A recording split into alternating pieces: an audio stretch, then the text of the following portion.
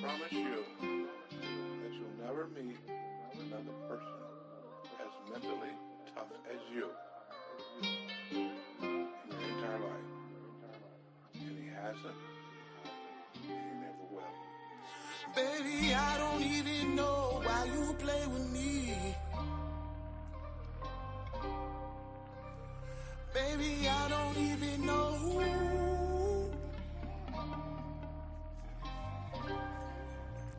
Oh, who is you playing with? Shit ain't add up like you said it did. The game that you playing is dangerous. The love that you gave me was counterfeit. Oh, who is you playing with? You got me mistaken for one of them. Don't ever insult my intelligence. I'm not one of them niggas. Try with. Oh, who is you playing with? The shit ain't add up like you said it did. The game that you playing is dangerous. The love that you gave me was counterfeit. Oh, who is you playing with? You got me mistaken for one of them. Don't ever insult my intelligence. Go find you a fuckboy to try with. I'm not one of them. Why the fuck is so friendly? And how you know all these niggas? The image you gave me was different. Came off as real innocent. Secretly yearn for attention. You doing whatever for innocence. That's a sexy ass picture you painted. Like the apple and eating, you tainted. Small town life, but you wanna be famous. I got caught in your web, I'm entangled. Getaways and them weekend vacations. Planet 13, I fucked you in Vegas. Top me off in that CEO Mercedes. You with me while you still entertaining. Why the fuck you and D nigga mention? You a queen, but you act like a peasant. You out here looking hoish and desperate. I can't cap, I'm a little embarrassed. Look me in my eyes, heartless when telling me lies. I really did fuck with your vibe, but to my surprise, you just a basic little chick, too friendly with all of the guys. Look me in my eyes, heartless when telling me lies. I really did fuck with your vibe, but to my surprise, you just a basic little chick, too friendly with all of the guys. Oh, who is you playing with? Shit ain't add up like you said it did. The game that you playing is dangerous. The love that you gave me was counterfeit. Hey, I find out on this. Good morning, detectives. We are here. We are blessed. We are alive. It's another day. It's hump day. We in the middle of the week. We grinding. We can see the finish line. We can see the finish line. All we got to do is just keep working, keep grinding. But let's talk about grinding. A lot of us pride ourselves on the grind. But if you don't grind, you don't shine. You don't grind, you don't eat. A man who don't grind don't got no money on him. I don't think nobody said that, but I just made that up. But yeah, your mama tell you, boy, you're a man without a grind on the job, grinding, ain't no man. Your daddy tell you, man, you gotta have you some grind about some work ethic about you. If you grind, grind, grind. And that's what we pride ourselves on, especially as black people. Nobody gonna outwork us. Nobody gonna outgrind us. Nobody will out. But my partner Just Fresh had asked me one day, because he said, Uno, boy, I see you be putting out this work, bro. You put out content. You and your nephew put out 5 and 6 videos a day. You go live 2 or 3 times a day. You putting out 10 short videos a day. That boy was on the, he said, if you always on the grind, when do you sharpen your knife?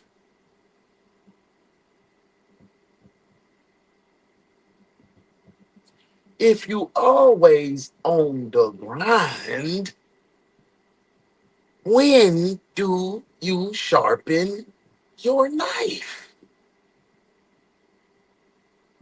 Ooh, that is profound, but I got to give him his schnauze on that because we will run ourselves in the ground, and that was not the purpose.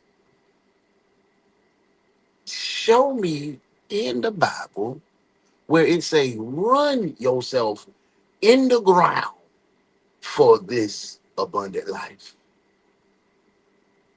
He said, put all faith in faith without works is dead. He didn't say work yourself into the ground, then I'm gonna come back and give you the abundant life. I didn't see that.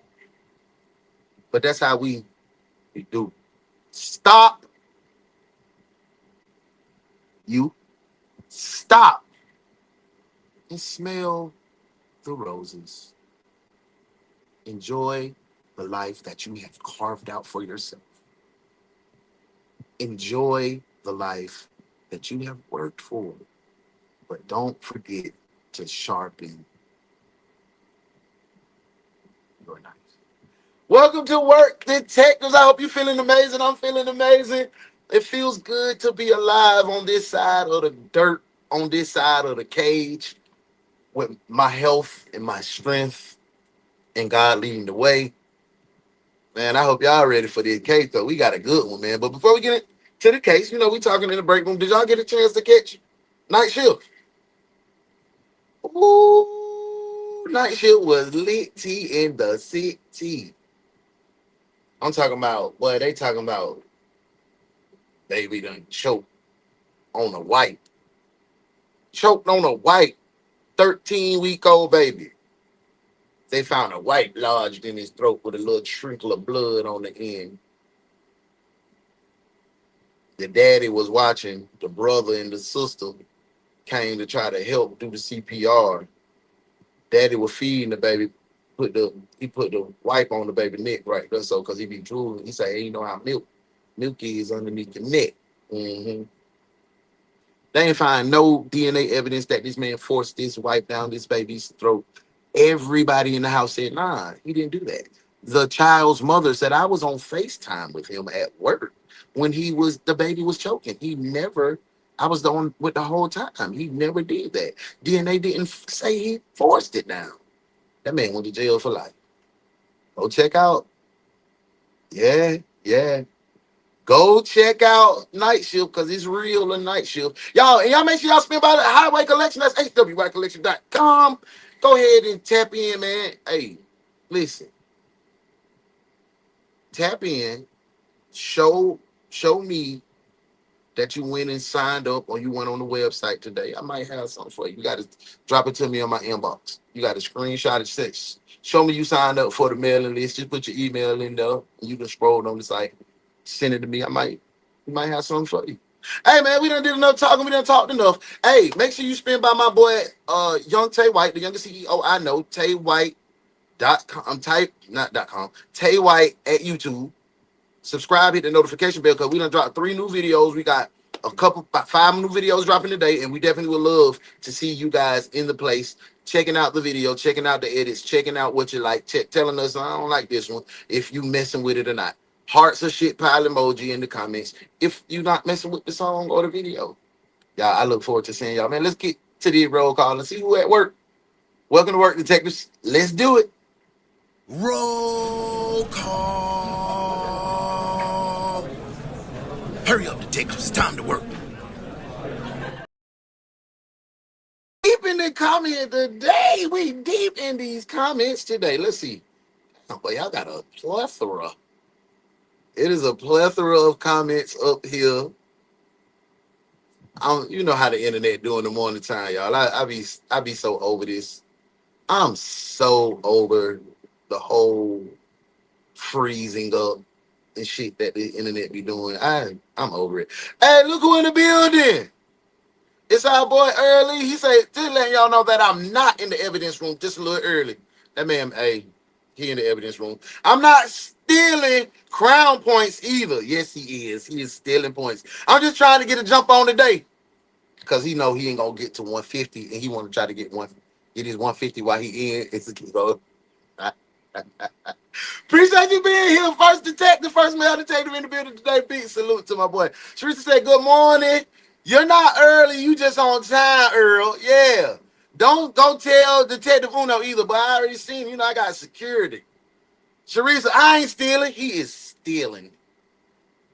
They say the early bird gets one, where early detective gets the #1 crown for 10 minutes. He just wanted to see his name in #1. Hey, my boo in the building. It's Detective Sharon. Hey, boo.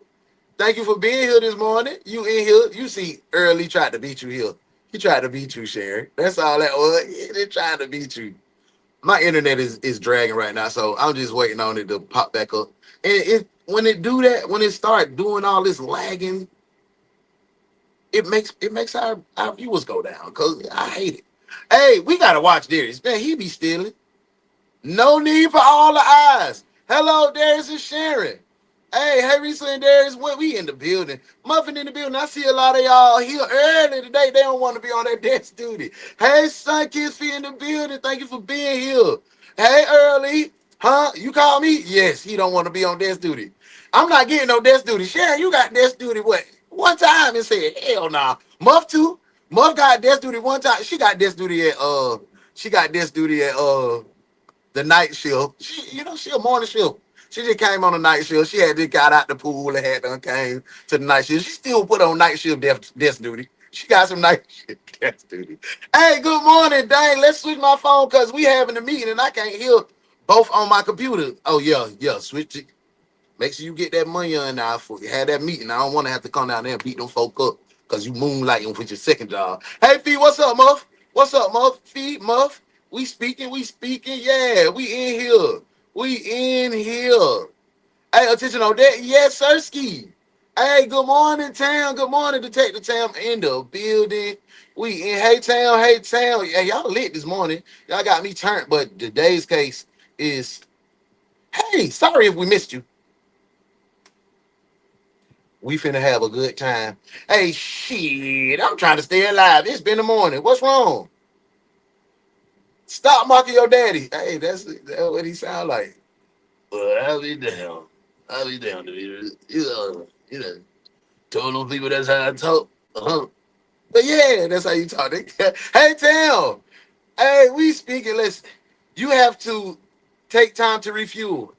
Hey, man. I think that's some of my problem. Hey, man. Run yourself in the ground. For what? For who? For what? Stop. That's my problem. Run myself in the ground. Oh, if I go to sleep, I'm lazy. I ain't really chasing a dream. It's not really a dream if I rest. Man, please. Man, that's the dumbest shit I've said in my life. Yeah, that is the dumbest, absolute dumbest stuff that I ever said. You don't rest. You just grind till you die. Not me. Ooh, ooh. Okay. Wait on it. Gotta sit back and take some time to reap what the grind gives. Yeah, that's it. You got to. Hey, Darius, I reviewed the files. Wow, yeah, I'm telling you, it's finna be a wild one. That boy innocent. That boy innocent as hell. Y'all go back. Y'all go back and watch yesterday's night shift. It's no night shift tonight. There ain't no night shift duty tonight. I'm taking me an off day. I'd have been working doubles. I'm taking night shift off tonight. Okay. We gonna chill tonight. Y'all go out and rest. Go spend some time with the fam. I only got about 3 more days with my baby girl, so I'm gonna take her out to dinner tonight. That's all. Anybody wanna chip into these? Hey, ooh, speaking of chipping in, man, thank y'all. Boy, y'all really showed y'all ass, boy. Y'all, boy, I got a whole guest room filled with things that um fans and y'all online uncles and aunties done sent my baby. Man, refrigerators, microwaves, hibachi plates. I said, but when I asked them how homeless, them niggas ain't sent a damn thing. But when my baby needed something, y'all came through, and I love that, man. I appreciate y'all, man. Y'all real folk, man. And they're real. And I'm talking about it's about 10 of y'all in here right now that sent something to my baby and didn't even have to. And I appreciate that. And I love y'all for that. For real. Now I gotta get it down. You haul all this shit down. But hey, I love it. Thank you. Thank you. That's why they make bills. Dang it. Yeah. But he was a young 18-year-old. They was ignorant. They ain't have no clue on how to raise no baby. So he put the little wipe right here. The baby 3 months in the back. They say, yeah, he get air. At that time, Muff. I mean, Muff, yeah, Muff. At that time, Muff, they be grabbing. They want to put everything in their mouth. Shit, my grandson, he almost a year. Actually just turned a year. He still got. They want to taste something. He just trying to find his way. So I understood what it was. I don't think bro was guilty, bro. I do not. What up, bro? OG in the building. What's up, D? D in the building. Thank you for being here. Hey, man, last night was wild. Well, I was just telling them folk, man, I don't think that boy did that to that baby, man. They put that boy in jail for life. No evidence was proving that he did nothing wrong to them folk, man. Hey, Muff, the dad DNA wasn't on the wife. Nobody DNA was on there but the baby, so he couldn't have. Yeah, that's what I'm saying. Good day all. What up, D? What's the website? Which website? for Highway Collection. It's highwayhwycollection.com. Make sure you get in there. Thank you for stopping by. Get in there. All right. Modesty said, I've been, look who done came in the building. What? They done let the GDs in the door. Yeah, big GD Nation. Yeah. Hey, your girl here, y'all. Your girl here, she say good morning, good morning. Am I late? She ain't late yet, because we ain't started the case. We're going through. Hey, they turned up on the roll call, so I had to go through the roll call. That man is innocent. That man is definitely innocent. He is innocent. I definitely. It's terrible because it wasn't beyond that. Nope. We couldn't prove. We could not prove that man did that. We could not prove that man did that. Yeah, get on her ass, muff. Get on them. Y'all, we done ran through all the comments. I appreciate all that love. Make sure you get to 150 XP points that turn up the pod, that turn up the show, that turn them all the way up. Hey, Detective Sherry said, I told y'all he was innocent. You did. You did. Y'all, go back in. Matter of fact, do what I do. This is what I do, y'all. Tonight, I played the replay of yesterday's show. What time y'all want it? Y'all let me know. 8:30? 8 o'clock, 8:30. Y'all let me know what time y'all want to pop out. Y'all want to do the replay. Is this going to be the replay? I'll be in the comments, though. Y'all let me know. I want to say welcome, welcome, welcome. Done broke down. Hey, what happened? Man, I hope you all right, man. I hope you shake back, man. See, that message was for you. That message was for you. That message was for you and Muff. I knew somebody needed that. Because you're going to run yourself in the ground. And then what you going to get out of that? And yes, I'm checking y'all in front of everybody. You and Muffin. So what do you accomplish when you run yourself in the ground? You hurt your mama? Yep. You hurt your kids? Yeah. Muff, you hurt your grandbaby? Yep. So I don't see no benefit of running ourselves in the ground. And until somebody tell me a benefit, stop doing that. I care about you. I need you. Both of y'all. But sometimes we get so caught up in our own way, you need a friend to save you from yourself. And here I am in front of everybody. Stop doing that. Rest. We only get one life. I know we say, oh, Lord, we get one shot at this title. Don't waste it. Take care of you because other people need you. I love y'all. Let's get into it. Yo, welcome to Work Detectives. I'm sorry I missed you. That's the name of today. Y'all know it's finna be a doozy. Welcome in, y'all. I love y'all. Here this morning, police are looking for a The only detective agency capable of handling these grotesque and obscene cases. Look no further than the Ones Detective Agency, where evidence does not matter. We lock you up and figure it out later. Hey, what's up? The Ones Detective Agency, with your captain, Uno the One.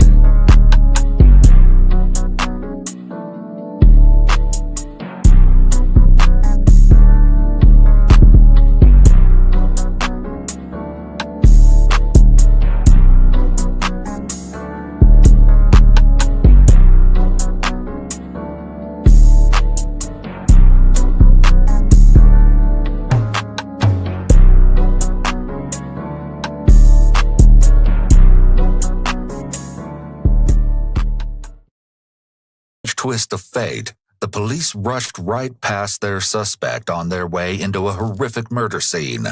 Not only that, but the suspect was also caught on camera by a TV crew outside the home moments after they had just committed an atrocious act.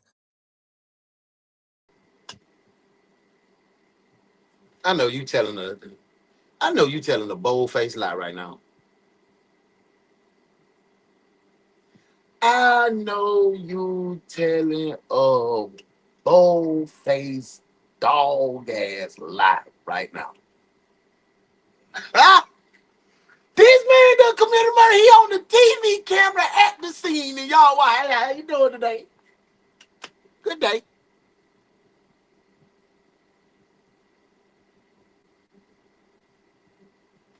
Mm-mm, mm-mm. We not starting with no cuffs.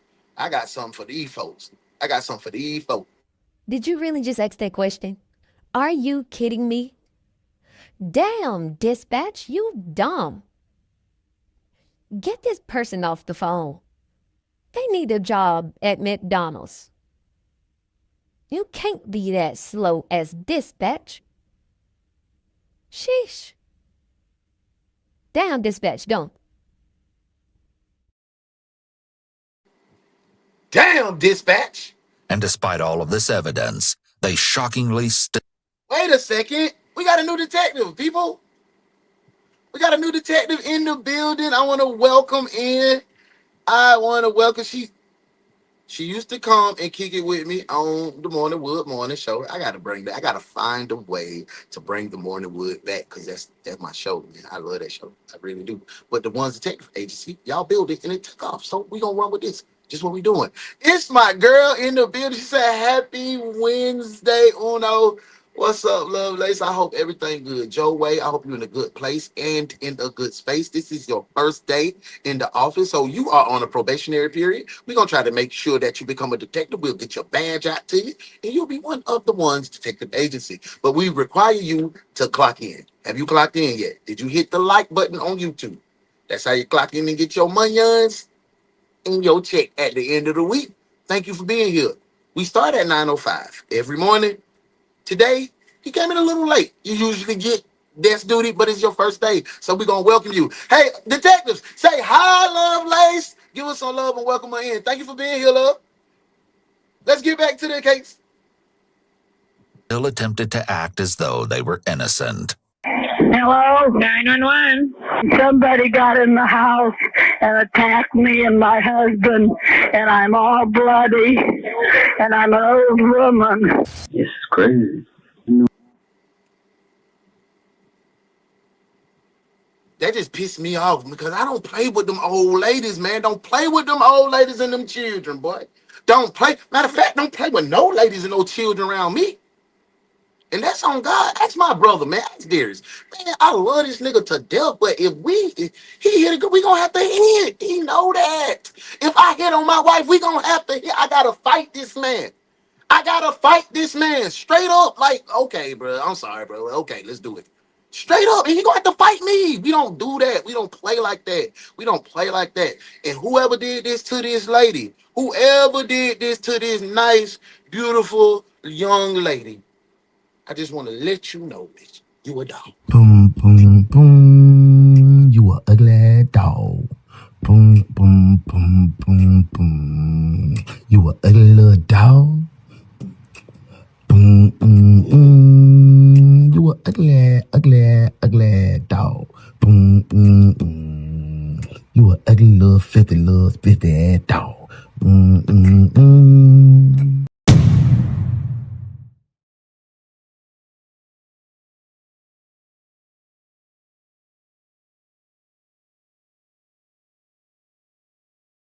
Sure yet, muff. I'm 666. My foot is terrible and my hands are swollen and achy.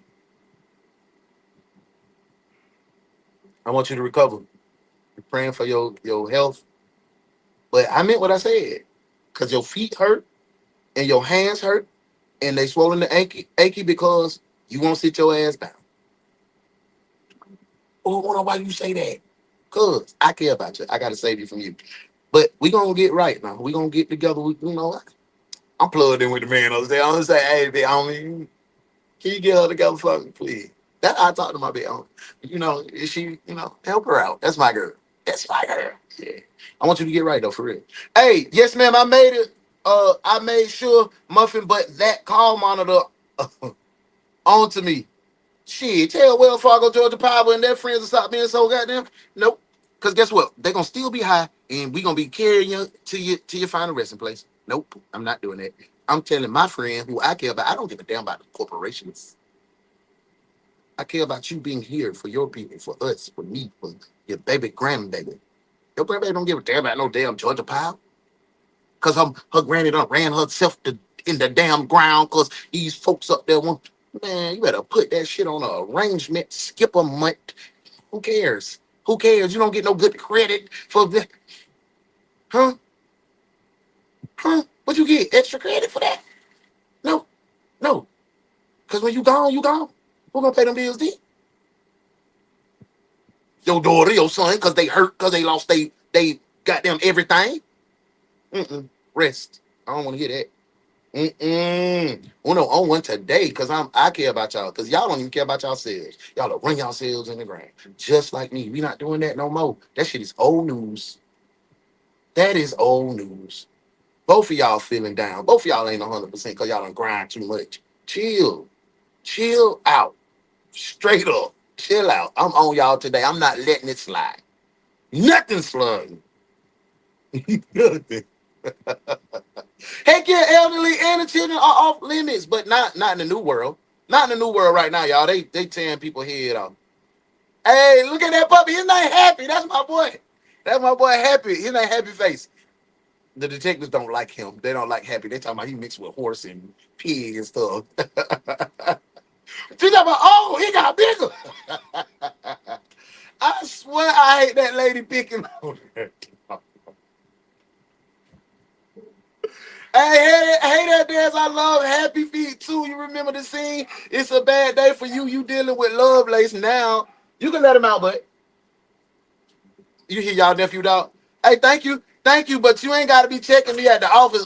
Internal affairs. I'm checking everything. It's such a beautiful big heart, man. Hey, we here.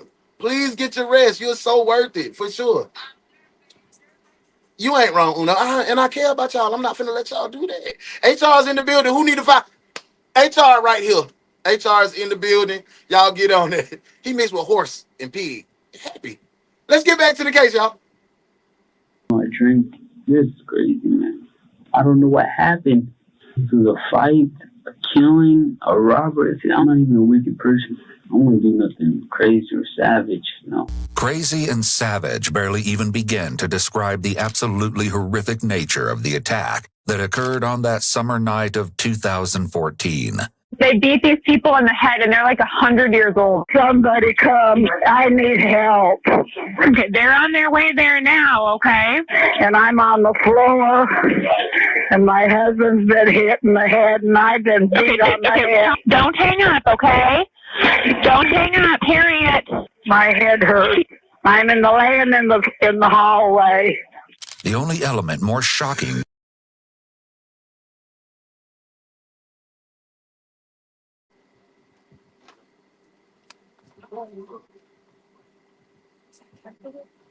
Hey guys, don't mind my hair, but I'm getting ready to go to college, and I just wanted to say bye to y'all because I'll see y'all anymore. So, I love you guys. Bye. Everybody follow me. Love y'all.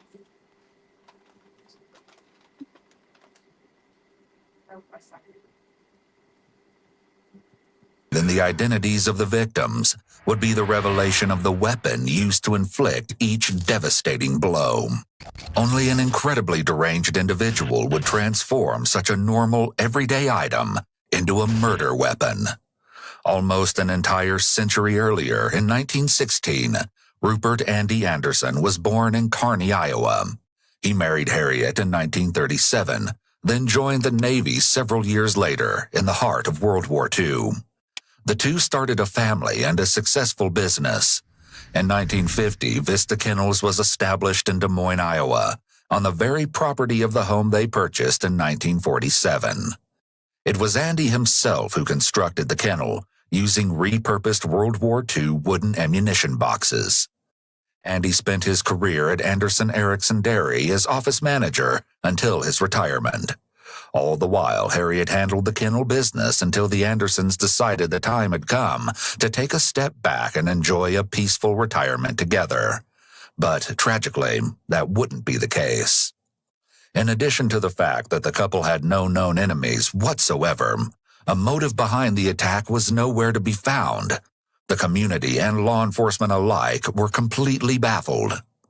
It was approximately 7:44 p.m. on July 2nd when the 911 call came in, and it was anything but routine. Can you tell me what they looked like? In a car? What? Did they have a gun? No, I don't know. He had something hard.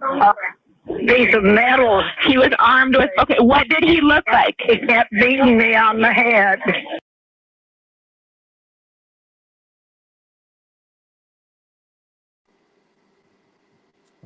Y'all seen y'all niece? She always wants some damn money. I gotta go to the hair store, get my hair. I just gave you money for the hair. I just got your hair. Like, you just talking about you got 3 braids. You need some more braids. Like, I don't know what my baby on. Am I frozen? I'm probably frozen right now. Sorry, y'all. I don't know what my baby on. I don't know. I had to switch it out, man, because it was freezing. My phone, I guess that was my phone freezing up. I'll bring it back up, but I hate when we be frozen. I don't like that. That'd be pissing me off. And I think it'd be my phone now. You can see my computer playing perfectly. Right? Ain't no trip on the computer. We might have to hold on. We might have to go here. Let me do something real quick.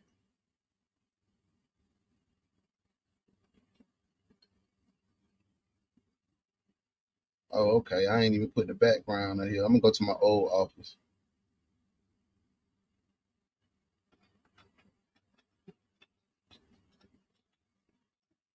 Had to get right, y'all.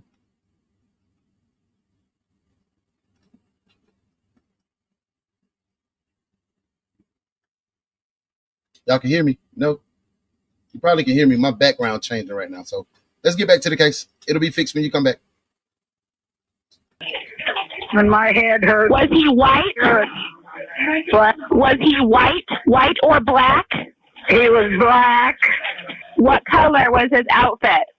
I think it was black or white. I think it was white. I can't remember because he was kept hitting me on the head.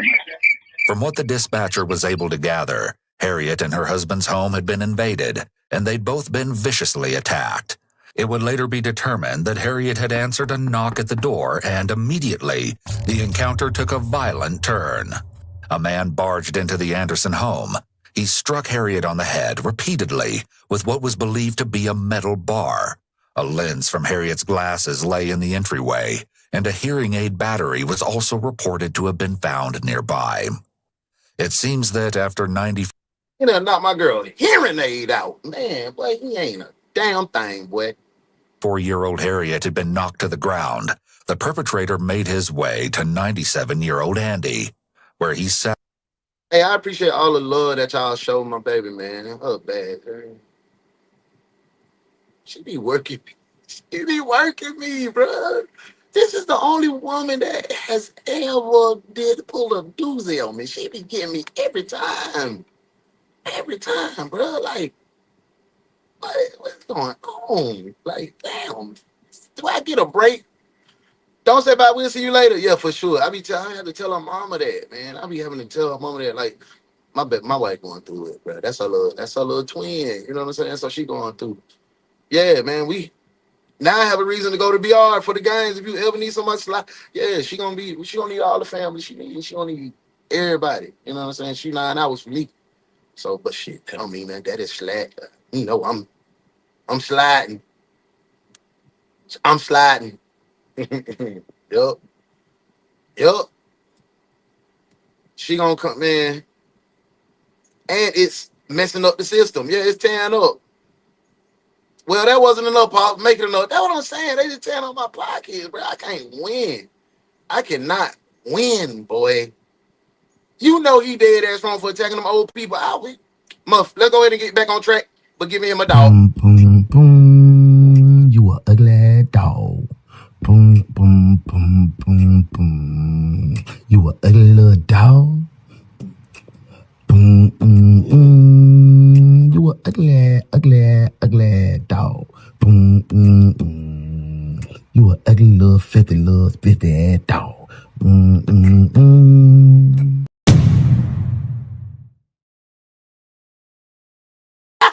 defenseless in his recliner. Andy was brutally beaten over the head, just as Harriet had been. The blood from both victims told a story of unthinkable horror, each strike to the head having created its own pattern of splatter on the walls and carpet. Amazingly, Harriet was able to muster the strength to crawl to a nearby phone, and she had the wherewithal to place the desperate call for help. She's so cute. She a cutie pie, too. Why you do Miss Harriet like that, bruh? My phone tripping. I don't know. It's gonna straighten up in a minute. Hold on. It just be the signal. See, it comes in slowly but surely.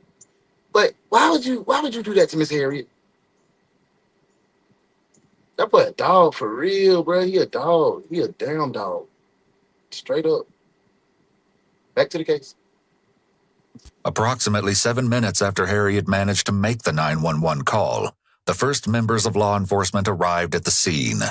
This particular evening was unique, as the TV show Cops happened to have a camera crew riding along with a patrol officer. In fact, we'll hear from the crew shortly, and as you'll see, they'll have some groundbreaking information to share. A dash cam from the second patrol vehicle to approach the home captured the initial activity at the scene. A young man was curiously stationed at the front door of the Anderson home. In the midst of the chaos, officers and the camera crew brushed past the stranger, bizarrely not stopping to ask for his identity despite the fact that he was standing at the front door of the home where an attack had just taken place. Now, hey. He had to be not right. And you know I usually don't want to have no excuse for these folk, but he couldn't be in his right mind randomly attacking two people and staying there. I don't know if Miss Harriet passed away, because she was talking. She said, I'm just bloody. You know what I'm saying? I'm bloody and whatever. The camera crew passed by, shouted. The police passed by, shouted. With the camera crew there, don't you think you should be on top of your job? You should be on top of your policing. You should be. Y'all out here looking like modern day Fred damn Sanford. What you doing, Officer Swanhauser? How you feel, Swanee? The reason Officer Smith and myself are paying this call is for the purpose of issuing a warning. A warrant? A warning. It has come to the attention of the department that an as yet unidentified suspect is operating in this area and attempting to sell copper that has previously been burglarized, and that said burglary may have been perpetrated by the suspect in question.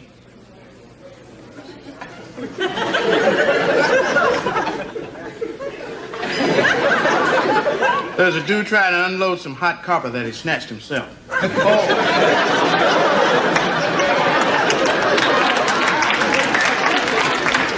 Well, I thought he's dead. So until we apprehend the suspect in question, the department advises that you refrain from all purchases of copper from any person or persons canvassing the area. If you are approached, you're to notify the district police immediately.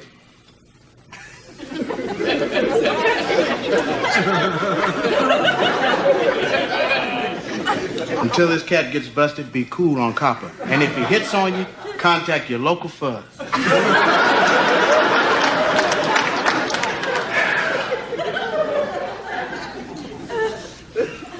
Did you peep the dude that's been ripping them off?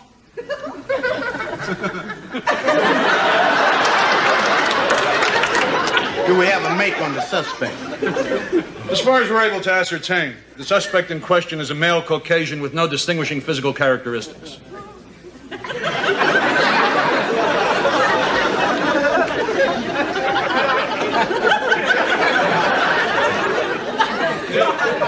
He's a white dude.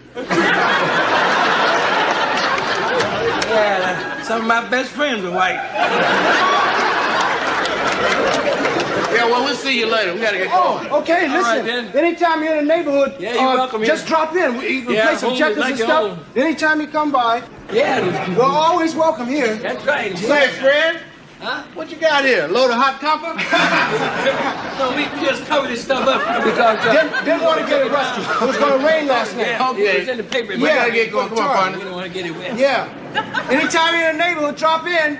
It's nice meeting you, Officer Swanhausen. That's funny. Entering the residence, officers happened upon the absolutely barbaric, Thank you for crimson being here. surroundings. Thank you for being It here. was Thank clear you for that the being a part of assailant the didn't growth. intend for And either thank you for victim to just survive enjoying the yourself. ruthless I attack. really do appreciate In it. Y'all Harriet's give gas desperate to me. 911 Keep call, rolling. she was able to provide a brief description of the assailant. Was he by himself? Yeah, as far as I know, he was in the house by himself. Y'all Okay, let he Tay know. What up, assaulted your Tay? husband too? Yeah. Hey, man, it's that boy Tay in the building. Young CEO, I know, man. You know what it is. The host of Y'all Messing With It. And he said, Luca Brown said, 4 out. We need to do a live album review. I think we do, because, you know, Kevin Gates is my favorite rapper. Andre 3000, Future, Kevin Gates. Future ain't dropping no music right now, so Gates my guy. I love what he do. I like how he do his thing. Did he do Drink Around? Yep, he did. But hey, everybody make mistakes. But yeah, I think we should do that. Tay, welcome in, bro. Hey, you know what we got to give Tay, man. Sergeant Hansy, I got another one of these late detectives that can help you write out tickets and organize the junk closet. Welcome to desk duty, detectives.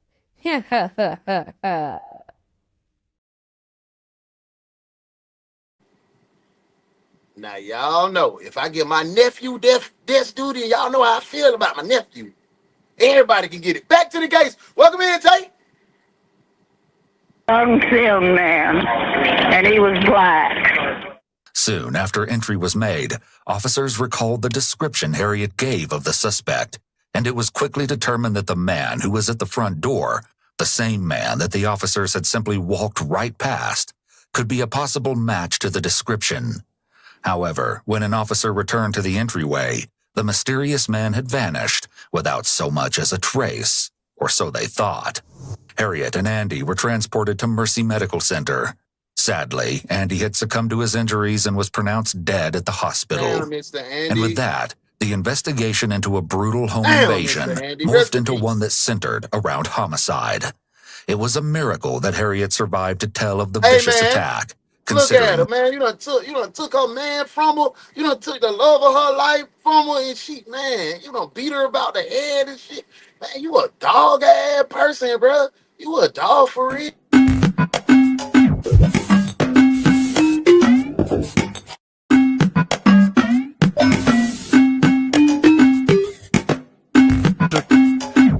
You're a dog. Girl like that, man. They a dog for that. The seriousness of wounds she'd sustained. The visible injuries to her head were gut-wrenching, but what could not be seen by the naked eye was much worse. During the course of the beating she'd endured, she had suffered a fracture to her skull. As you'll see, the identification of the weapon couldn't be more shocking.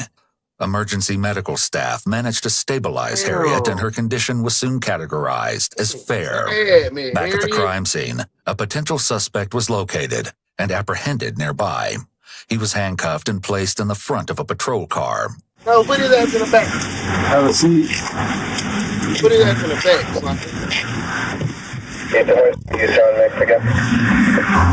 So what's going on? Nothing. You got any warrants? No. Did he say what he was doing? Did he say he was walking?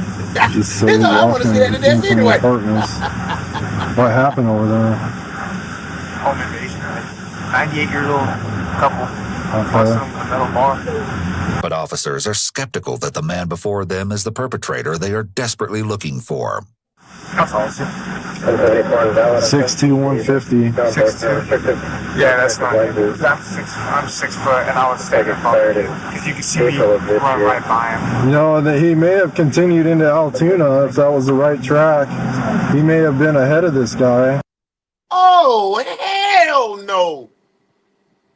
So y'all done arrested the wrong man? Did you really just ask that question? Are you kidding me? Damn, dispatch, you dumb. Get this person off the phone. They need a job at McDonald's. You can't be that slow as dispatch. Sheesh. Damn, dispatch, don't.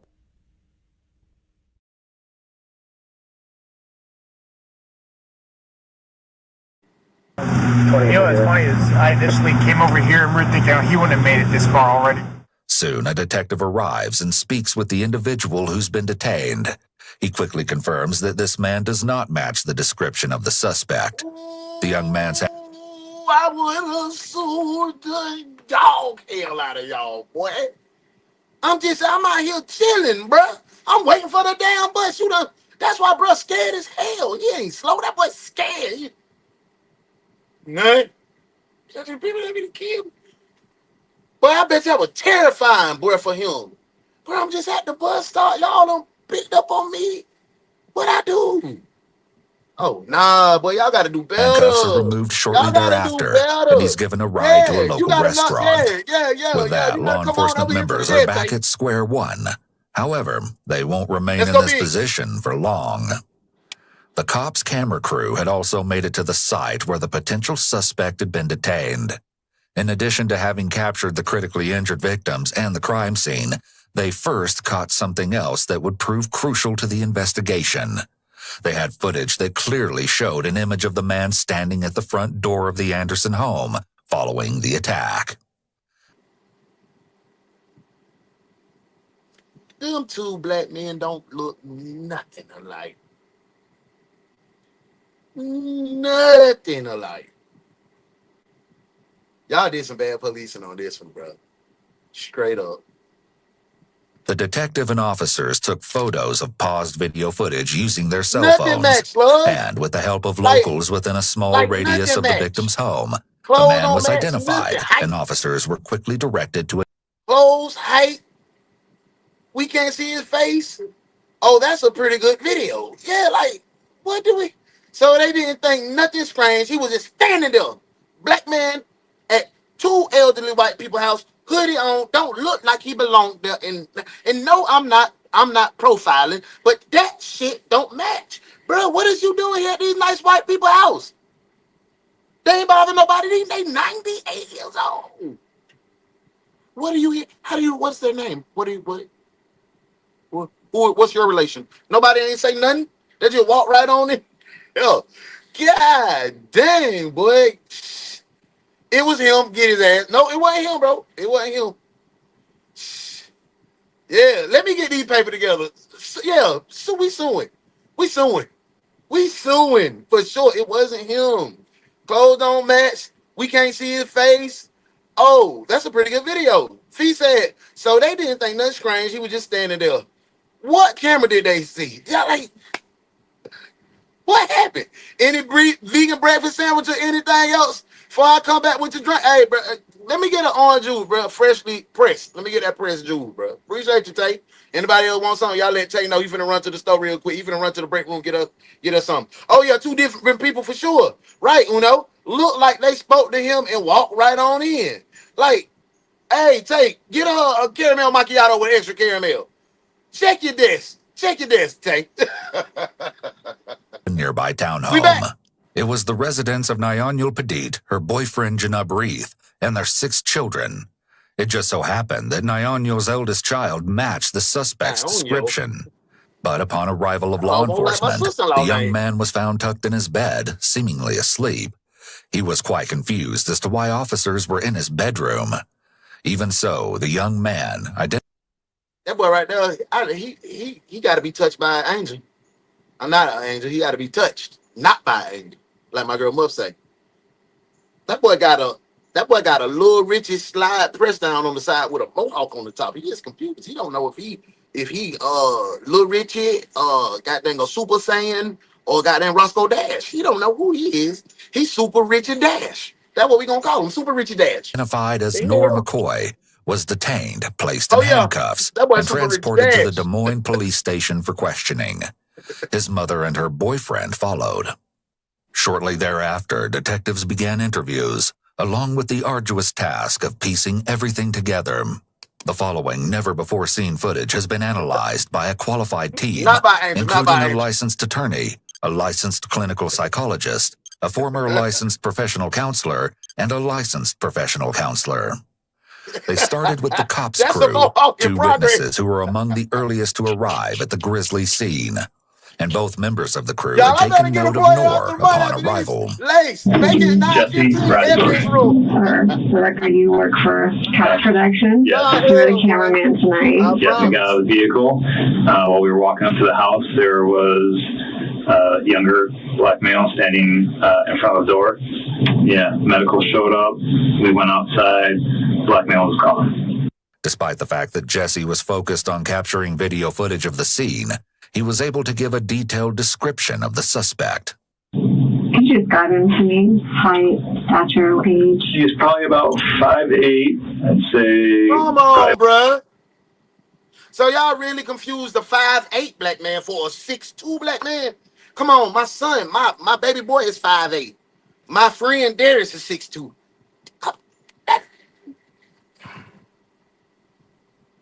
I'll get back to the case. 140, 150 pounds. Okay. Under 20.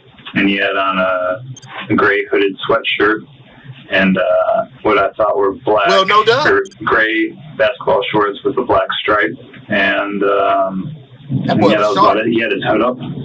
The crew also made their way to the townhome where Noor was detained. And have you had an opportunity to see the possible suspect that we brought in here tonight? Did you make any observations about if he was the same person you saw at the scene? Could you tell that or not? Not positively. Okay. But it just seems to me that it was, but not positively. Okay. At the conclusion of Jesse's... He did look kind of different from his mugshot and then the hoodie picture, though. Like, for real. Like, I don't know. Hey, you said 9:45 and 9:50, so I ran all the way over there. Your tail at the store. Man, you tripping. 6'2", I know you lying to me. Telling the truth. Telling the truth. Yeah, that was a pretty pinpoint description. That boy he didn't miss a beat. He seen everything but didn't see a damn thing. How? My boy Dion said, man, ain't no way he remembers that without looking at the film first. That boy and he had white shoestrings in his Chuck Taylors. He looked like they had 3 pieces of grip on the bottom of the shoe. His socks were 80 count, the 80 threat count version of the Walmart edition. That boy knew everything, D. I'm out behind, baby. My bad. 8:57 in the car. Mississippi time, yeah. his brief interview, he reiterated that the man he observed at the townhome was very likely the same man he'd witnessed at the Anderson residence. Jesse's counterpart and audio specialist sat for a brief interview that night as well. And as you'll see, he was more certain of what he'd seen earlier that night. What's your name again, sir? Carlos. Yeah, I agree with Dion. Y'all are only certain what y'all seen because I went back and watched the film.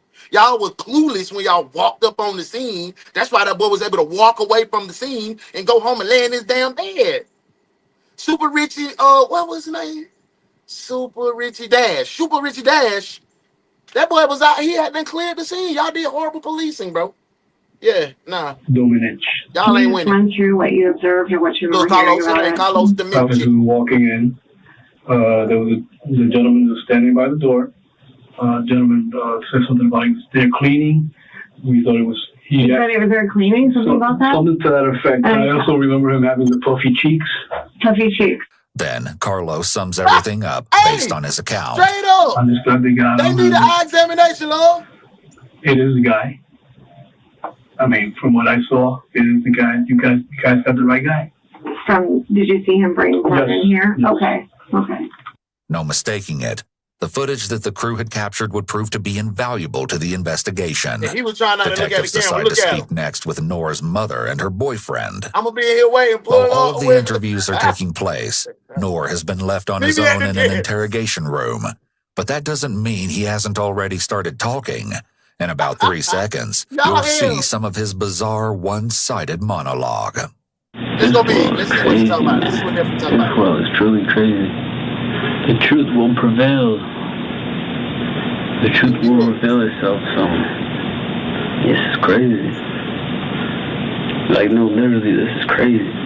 I'll never do nothing evil. That's not me. I know myself, man. I understand myself like pretty well. I know what I would do and wouldn't do.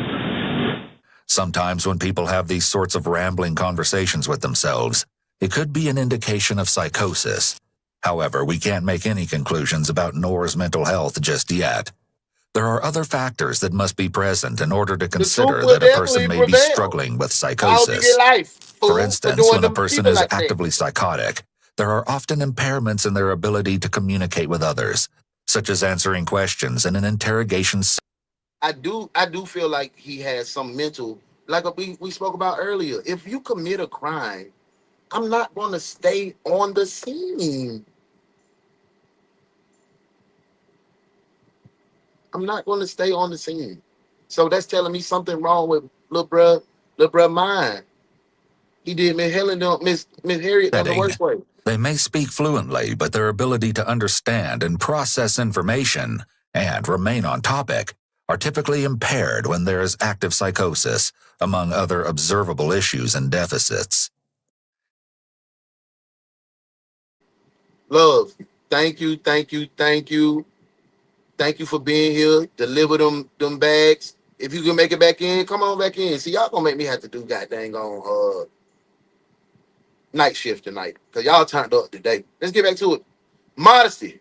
That boy hell, I'm telling you, bro. He talking about look at his hell. You can tell he got mental issues. But y'all hell, boy. Hey, and yes, I grabbed my M&Ms and ran. The kiddos are calling. Yeah, we love the kids now. Just make sure you spin back now. Hey, his hair tells that something is terribly wrong. Yeah, modesty. I already gave him the name. His name is Little. It was like Little Richie. He got the Little Richie size. He got the Roscoe Dash and the Super Sans. Oh, Super Little Dash. No, Little Super Dash. That's his name. Back to the case. It could also be that Noor is prepping his alibi and explanations.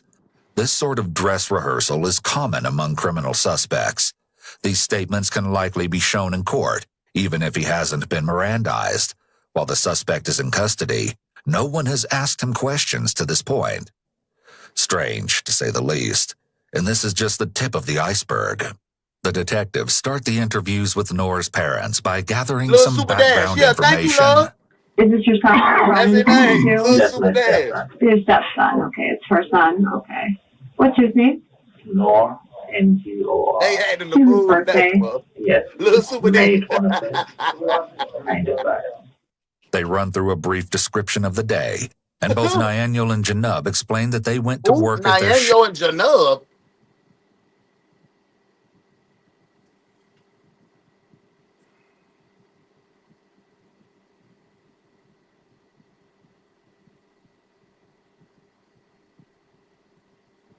They named that baby Nigor. Knew he had. Something.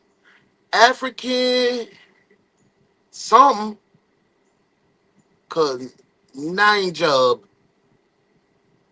And that's probably regular as hell over. Oh, that's John and Nancy. I don't nine job. But who? Shared place of employment, the Altoona Inn. They worked their 7:30 a.m. to 2:30 p.m. shift, ran a couple errands, then returned home. Soon after, they headed to a local grocery store called Hy-Vee. Yeah, Nigeria. Where would you? Yeah. After Hy-Vee, where'd you go? I came back home. Back home with the grocery store. Mm-hmm. What time was that? Could you tell me? It was 3 when I come back, 3:45. Okay. Then Nyaniel tells of something unusual that occurred that evening. When I came from work, yes, I had some beer. Some beer? Yeah, and some liquor. Yeah. They call Captain Morgan. Yeah. Yeah. You on that couch? I did put them in a table because I needed food in the fridge.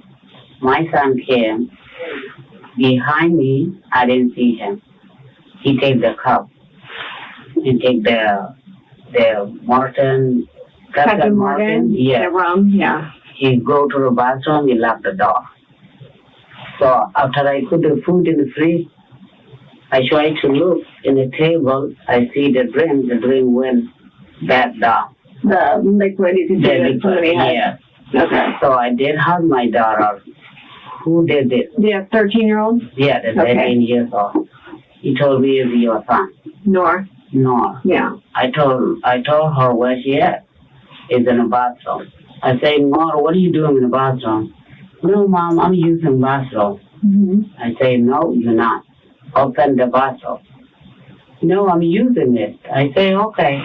I sit down by the door. He was off that drink. To make sure what are you doing in the That boy bathroom. done down a So when gallon he of came out, a cow. I see him in a cup, holding the cup. So I told him, so you drink. Bruh, they done found the mama and the daddy. They done found the mama and the daddy. This is the mama talking. Mama say she went to the grocery store, all right, and she had started to got her some liquor. She was putting up the groceries. She had put the Captain Morgan on the dresser, right, on the table. She talking about she turned around. Her son came and took the gallon and went to the goddamn bathroom, right, locked the door. She said, I asked my 13-year-old daughter what happened. Talking about she seen it going down, it go down, it go down. And then I say, open the door. He said, no, I'm not using that, Mara. And she said, no, open the bathroom.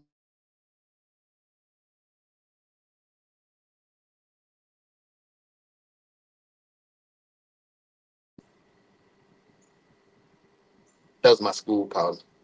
I'll call them back. But she said she opened the bath. She went to tell him to open the bathroom. And that's where we at right now. So let's see. He told me, you never read anyway. You need to read first. This one is not a liquor. I say, yes, it's a liquor. Gone. Look at him. But Little Super D. Little Super Dash. this is crazy, man. Why are you drinking? So over there, he told me, okay, Mom, stop. I'm going out to walk. That's the word he told me. So he go out. I say, where? You gonna go to walk? I say, I'm going to walk around here, and I'll be right back. I say, okay. According to both Nyanul and Janab, Noor hadn't been gone for more than what seemed like a matter of minutes before law enforcement paid them a visit. Also show up and knock the door. Okay. I was surprised. And show me the picture. The police asked me, this is all your kids in here or you have another child? I say, no. The picture you just showed me is my son. Yes. Where your son at? I say he went out. He told me to go to walk around. He faded. He slizzed. I recognize this kid. That's my kid. You recognize Noor? Yeah, I recognize him. And that was surprising me. I said, then what's going on? He said, no, we want to talk to him first. You didn't know he came back? No, we don't know he came back. We thought he still in a walk. I don't even know what happened. That's the thing. Okay. After I run up there, I see him door is open. You went to his coat? Yeah, I did go there. I see him, he's sleeping. So I run out again. I didn't put the clothes on. I told the police, I got him up there, he's sleeping. He tried to wake him up. He don't know what he's saying. When I only know I'm asleep or I'm alive. It's then that Nyanul makes a shocking discovery. I grab the sweater. I see the blood in here. I say, Mom, what is this? The gray sweater that he's wearing? Gray sweater. Okay. I see the blood. I say, what is this, Mom? I say, what? Nothing, Mom. I say, no. Tell the police the truth. Are you involved for fighting? You look like Buddy after 5 heartbeats for sure, You dude. don't want to look like a tired. I'm sorry, I had done got it. And When I be backstage and I have it big like that, I be really looking. I be like this, sometimes I be forgetting that I'm hosting because I'm trying to understand what she say for real, so I can have the details. So I'm sorry, I was just locked into what she was saying because she has an accent, so it makes me have to focus a little bit more. So I'm sorry. yeah, the police give him the time to find the shirt, find the I ain't even here wearing, you know. Okay. So I don't know exactly what happened outside. Right. Okay. That's why I'm here, because I need to know. Yeah, we're trying to know too, so that's why we're what's talking. going on. Yeah. The thing is, what happened, I shouldn't have drank that, man. I shouldn't have drank the vodka. I wouldn't know what happened. It appears that Noor remembers having a drink, although it's a different type of alcohol than what his mom described. The fact that he remembers this detail may make it more difficult for detectives to believe that he doesn't remember anything else that happened. In addition, Noor's mother makes a strange observation. So when I pick up the blanket, it's real wet. Okay. What, like sweat or what, like sweater? Like, it's okay, sweater, like he was sweating. Water. Or that he took a shower or something. You Yeah. took a shower? Did he take a shower? No, I don't have no idea. Unfortunately, Noor's mother will soon find that what happened is much worse than she could have ever imagined. I'm not even a wicked person. I want to do nothing crazy or savage. No, that's not me. As detectives attempt to make sense of the baffling situation, they inquire about Noor's finances. Perhaps this is where the motive lies. Maybe the whole thing was a burglary gone horribly wrong. If he doesn't have a job, and when you don't give him an allowance, what does he do for money? Does he ever have money? We've never seen money from him. Okay. Maybe he has money, he might be kept him somewhere. You provide his clothes, everything. Yeah, we buy him the shoes, buy him the clothes. We never give him the cash. Obviously, Noor was living off of his parents, and apparently he felt that high school wasn't for him. We don't know yet if Noor has severe mental illness, but if he does, it wouldn't be surprising that he'd want to drop out of school. Teenagers with severe mental health issues often struggle to develop peer relationships and are often isolated from others in school. They may also struggle academically, as their symptoms can make it difficult for them to sustain attention and complete assignments. He tried to talk, and then he told me I'm 18 years old anyway. Even I want to drop high school, you can't force me. I say, okay, find a job. He did find a job in McDonald's. He worked like 2 weeks. He quit the job again. Oh, yeah. Noor ain't trying to work nothing. Yeah. We gonna be... It's typically difficult for individuals with severe mental illness to maintain employment.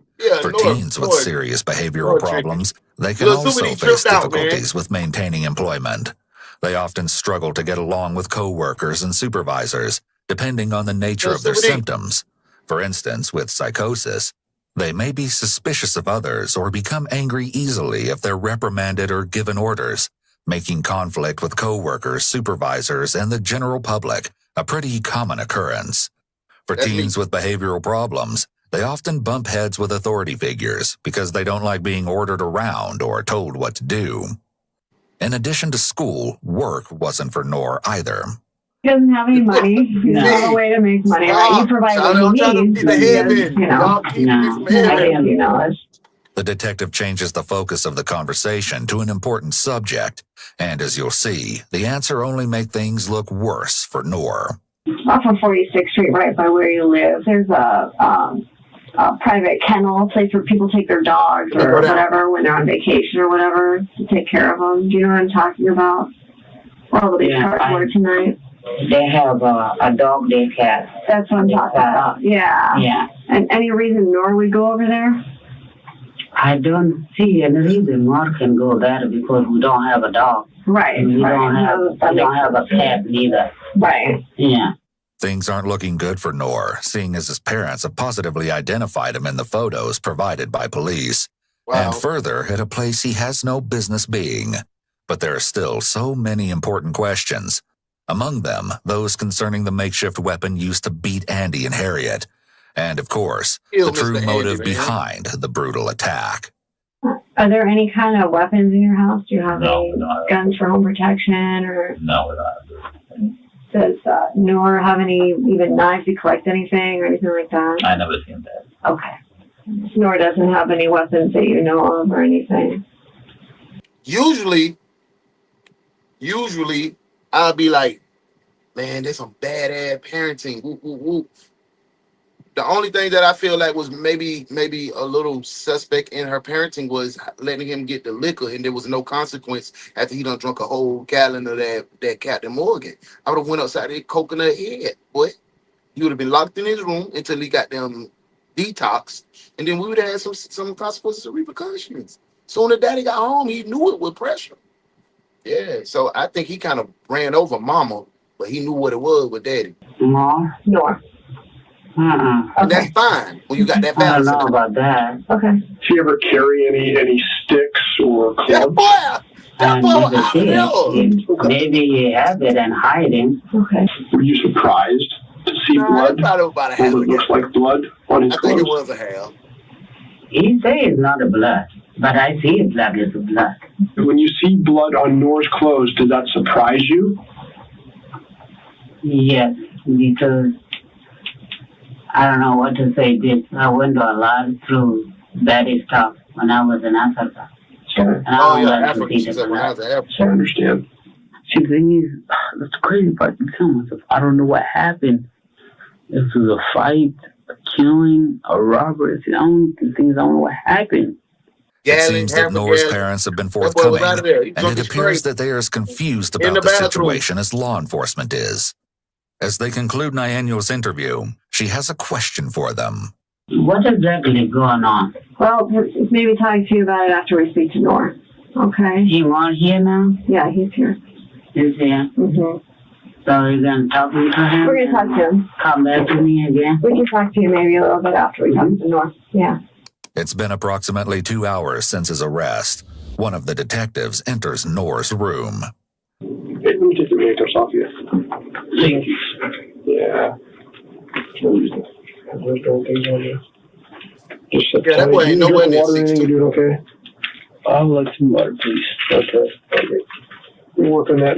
I would have said that. We have your son as a possible suspect in the murder. Yeah, for sure. For sure. I definitely think.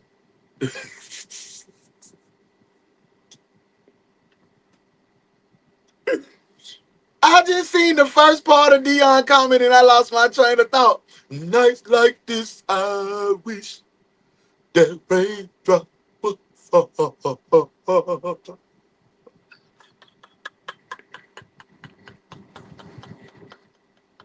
He must have dozed off. I seen Dion comment. I couldn't say nothing, man. Okay? All right. Easy. Yeah. That's got to be a little more comfortable. Just get those things off. Huh? You all right? You okay? Yeah, just thinking. Out of thinking? Okay. All right, man. Thank you, sir. Yep. All right. I'll get you a glass of water here in a couple minutes, okay? All right. Appreciate the chat with you, okay? Appreciate it. Given all the nonsense rambling that we've heard from Noor, it's surprising to see that he speaks clearly and politely. Maybe Noor knows he's being recorded and is simply putting on a show for the camera. No, he knows or it's his daddy possible gonna that the beat that total ass. silence of the interrogation room makes him nervous or uncomfortable. I couldn't even give out too many dogs today, like so far, man. So he's filling the space by talking nonstop to himself. Taking off handcuffs and getting the suspect water is the first step in creating a sense of reliance on officers for the basic necessities. It also starts to establish the rapport-building phase of the interrogation.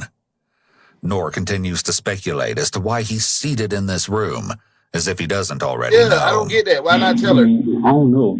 Okay, I really don't know for the murder, but I'm assuming that's what it's for because that's what interrogations are usually for. Detectives are ready to speak with Noor, given all the background they've gathered from his parents and the cops' crew. Little do they know, they're about to engage in an interview with an individual like no other they've encountered before. One who's been speaking to himself nearly nonstop since he took a seat in his interrogation room. No, they crazy. They crazy, bro. I'm trying to get to heaven, and y'all is blocking me. One of the craziest was when Y'all trying to send me to basement. growing up in Omaha, growing up in North Omaha, and back when I see two people get shot down, that was one of the craziest experiences. Just seeing two people getting killed on my eyes. Thought you seen crazy experience, but it's life, man. Like I always tell myself, it's life. You just gotta move on. Everything's gonna be alright, man. Don't even that here to you. You don't need to do nothing, so what is there to worry about? Everything's gonna be alright. But I can understand why I'm angry. I mean, it's bullcrap. The waste. What? I'm sitting here for I don't even know what's going on. That's the crazy part. They blocking me. Finally, both detectives enter. Hi, Nora. Yeah, how you doing, man? All right. My name's Lorna Garcia. All right. Lauren? Lord, don't Yep. get you close. Why you ain't put Big Stevie closer? Put Big Stevie closer, because he the male. You need to be back, because this man might click out. He might hit you with a Super Saiyan goddamn on charge up. But what is this? What they doing Dragon Ball Z when they fuse and come here, ah. Might hit you with one of them. Might hit you with one of them. Back up. Back up. Little Super D, little Super Dash now. He love you got to. You're welcome. I think you've met Detective Tim Peake, right? Tim Peake? Yep. Yep. We met briefly. And you're how Not old? Big Petey. I'm 18. What's your birthday? May the 25th, 1996. It should be noted that Noor claims to have been born in 1996, contrary to his stepfather's previous statement. Whose birthday? Yes. Oh, that ain't even no daddy. That's his stepdaddy. See, y'all just got dang on finessed us. May 25th. Either way, however, Noor is of legal age. In the eyes of the justice system, he is considered an adult. Regardless of the discrepancy, detectives continue to gather basic information and attempt to build some rapport. Do you work or anything, or go to school or anything? I take GD classes. Okay. All right. All right. Where do you take those at? It's online. Cool. Asking non-threatening questions allows the detectives to see how the suspect engages with them, how they answer questions, and what their body language is like. They can then compare this baseline behavior with how the suspect acts once questions about the crime begin. They will be looking for deviations in behavior, such as if the suspect all of a sudden starts using multiple adapter behaviors, which indicate the suspect is stressed by a particular question. Like, for real, what do Although he some get dismiss for killing them nonverbal for? analysis as pseudoscience, and whether or not the viewer agrees with it, it is used by the FBI, CIA, and police during interrogations, which is why we include it. When the CIA is interrogating an individual, they look for clusters of 3 or more indicators that occur in either quick succession or all at once. These indicators can be signs of discomfort or uncertainty in what the individual is stating, rather than indicators of deception. It's extremely important to note that you cannot detect deception through nonverbal analysis alone. As well, nonverbal analysis is not admissible in court, nor is it meant to be admissible in court, and it is instead an investigative tactic police use to question suspects. Just a procedure, we do have to read you these rights, okay? Yes, ma'am. The detective reads Nora's rights, and he acknowledges that he understands each one. At this point, the interview becomes a custodial interrogation, and the detectives begin attempting to untangle the gruesome web to uncover why the Andersons were brutally attacked just hours earlier. Well, obviously, we're here for a reason, Nor. Some things have happened tonight, and there's some questions we want to ask you, because there's a lot of questions like why. Well, that's good news. It's not broken. I told you. It wasn't broken. What's this? Cystitis? Now, which is, I don't know, but the tendon in my foot is, okay. I don't know. Just an ER update. I'm glad you're good, though. I'm glad you took the time and go and check that out. Those are the things that you can maybe fill in for us. Oh, okay? did I say that out loud? We've talked to, obviously your parents are here, we've talked to them and such, and some other people at this point. So we kind of have an idea of really what happened, okay? I'm sure there's some things rolling through your head right now, right? Yeah. Okay. All right. It's been kind of an atypical night, it sounds, obviously. And right. Can you kind of tell me what your day was like? Can you run through your day for me? Well, my day was a typical day. Oh, you just killed Detectives people? want Noor to think they know more than they actually do. Noor may be more likely to give out additional information. So typically, you just get up and kill 2 elderly people. Cool. Hey,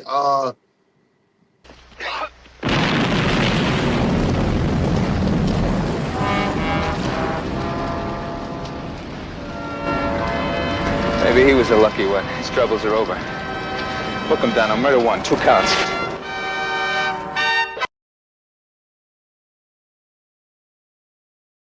know everything. Nor explains that he went to practice backflips at a nearby park. I drank a little bit of liquor with myself. Basically, because I was gonna tell my mom, but my mom she didn't drink with me, but it was little. That's why I was thinking of that. But it wasn't enough to intoxicate me.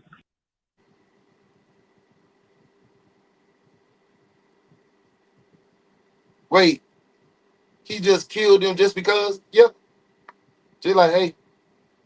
Stating that it wasn't enough to intoxicate him would negate any sort of possible diminished capacity defense to the crime. However, voluntary alcohol intoxication isn't enough to raise the defense regardless. It was like around like 4, but it was before I went to go do the flips. What I do is I do backflips. Okay. Backflips, front flips. What my goal was just trying to perfect like various different type of flips. Mm-hmm. Then I was gonna record myself, upload it online, trying to gain as much views and followers as I can. It seems like Noor is trying to sound innocent and casual by going into a little too much detail about his backflips. This could be his attempt to distract from the focus of the interrogation. It could also be his attempt to make it clear to the detectives that most of his time is spent focused on practicing his backflips, implying that he's not into anything else, nor into any sort of trouble.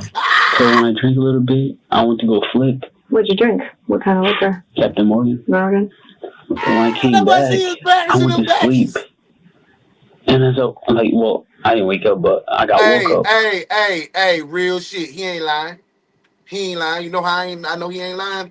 Because Darius ass he had seen me do a backflip one time in the Barracks, Count Lejeune. He ain't, Darius from up north, you know what I'm saying? And in the hood, all of us know how to flip. And we was talking, and because we both had like wrestling. We was 18, 19 years old now. Mind you, he 20, I'm 19. He 19, I'm 18. I lied. I said, bro, I always wanted to be a wrestler. He was like, me too. I said, bro, we can be wrestlers when we get out. We can be a tag team. We can be luchadors. He was like, nah, we can't be no luchadors because you got to know how to flip. Bro, they be doing flips. I said, I do know how to flip. He said, you don't know how to do no fucking flips, bro. I said, man, watch this. And I just ran, did a round off, did a hand, then I did my little layout full. And when I did my fulls, I used to jump high. I can glide, and I used to lay that shit out and make it look cool, you feel me? So I did it, and he was like, you a ninja. He was like, you do it again. So I ran and did it. And this time I just did my little, I did it like 10 hands in a row. We did that in the hood. You know what I'm saying? He was like, oh, I can do that. And when Darius puts his mind to something, he's going to do it. It don't matter if he hurt himself or not. He's going to do it. The nigga just took off running full speed with his boots on and his military BDU bottoms on in a t-shirt. Full speed. And the nigga fast. Mind you, I told you he's 6'2". He ran. He hit that cartwheel. It looked like my dog dove in the pool backwards. That nigga, that boy got up in glasses with like Sly D. His glasses were tilted like Sly D. That boy had a patch of dirt in his shit. I said, bro, you all right? He said, yeah, I'm going to do it. He was determined. We were supposed to be going to the club, y'all. We supposed to get ready to go to the club. We got some little lady friends with us and everything. They were like, nah. That boy had a 12-pack of Corona.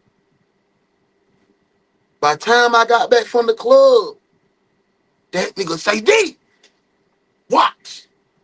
Ran, did a cartwheel, did a backflip. Boom, landed it. He said, I told you. I said, oh, my nigga. God. Bruh. So I know once you get on that liquor, you can do some backflips. So he ain't lying about that. Back to the story, man. And then all these cops and everything, I was like, what's going on? And then my mind started running out. Everything, I'm like, whoa. So it didn't really give me a chance to, like, well, not when you wake up, but you get woke up, it's a bunch of police officers waking you up. Your mind would be running like, what's going on? So that's really it. That's my general day. Okay. Nora's voice changes pitch when he says it. That's a lie. This could potentially be a sign of his anxiety coming out. When a person is excited, nervous, or anxious, they may raise the pitch of their voice. This is a natural response to these emotions, and it can be difficult to control. Nor states that he woke up that morning around 11 and had gone to sleep at 2 a.m. Okay. You go to bed late usually? Yeah. I watch videos on my phone. Okay. Yeah, because I'm a conspiracy theorist. You're a conspiracy theorist? Yeah. What do you mean?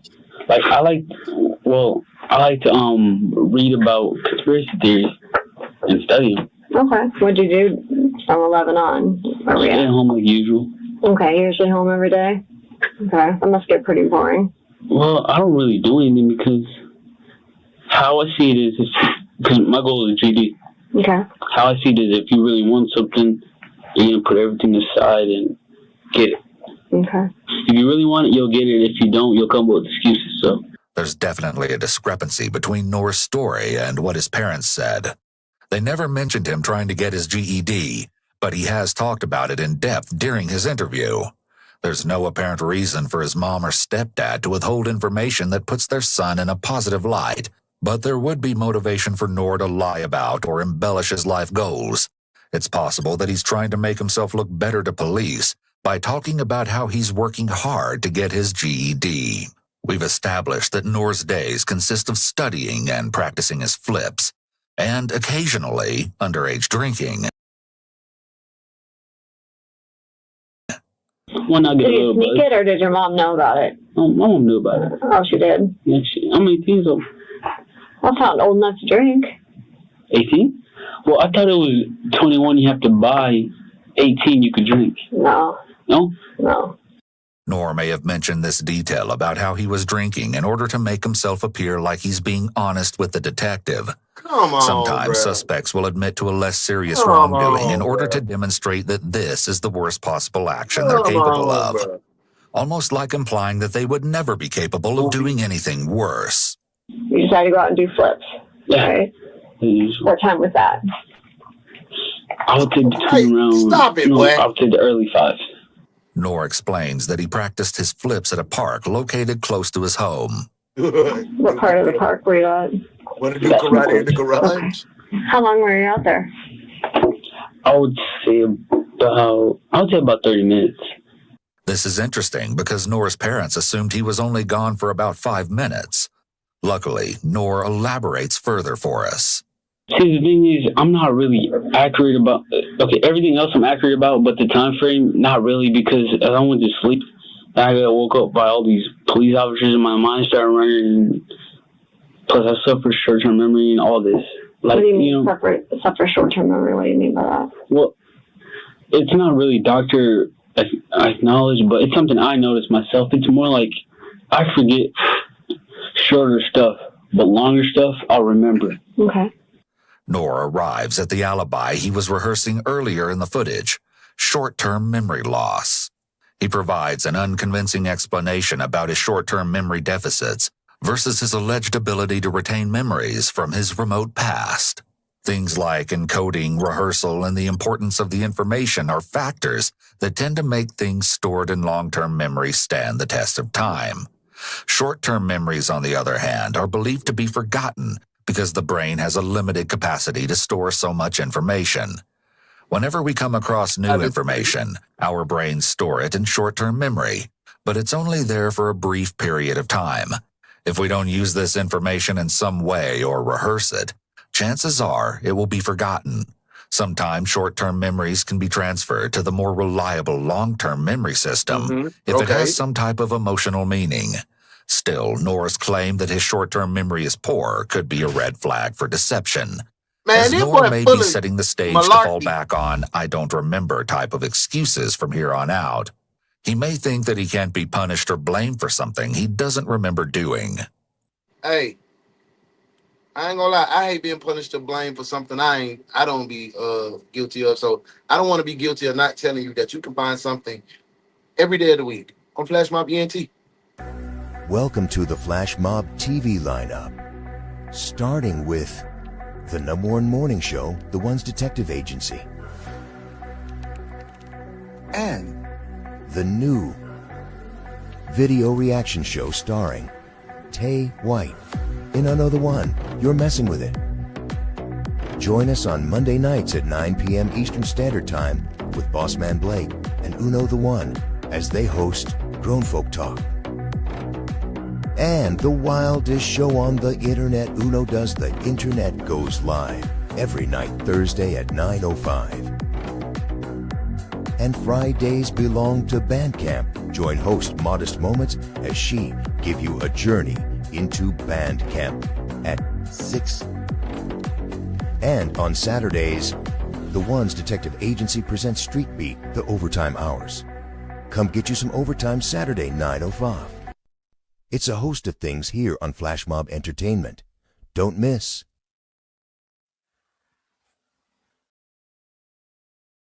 Did you just talk to anybody? No, not really. And then what'd you do when you got home? Took out my shoes and went straight to sleep. Did you shower or anything? I was planning that later on. This statement seems to confirm that what Nora's mother witnessed on him was, in fact, sweat. Interestingly so, Detective Peake, who's seated a bit out of view, also noted Nora's profuse sweating when he arrived at the residence and observed Nora in his bedroom, according to a narrative he would compose later. Do you usually sleep that time of night? Pretty early. No, I don't usually sleep. That time, I went to sleep that time because of all those flips. All those flips and cartwheels and stuff. So that's what got me exhausted. There appears to be an inconsistency in Nora's story, as he has claimed that he often practices his flips, yet he rarely goes to sleep this early. Inconsistent statements can be a possible sign of deception. When someone is telling lies, it can be difficult for them to keep track of everything they've said, especially when they're having to make up additional lies on the spot to support their original story.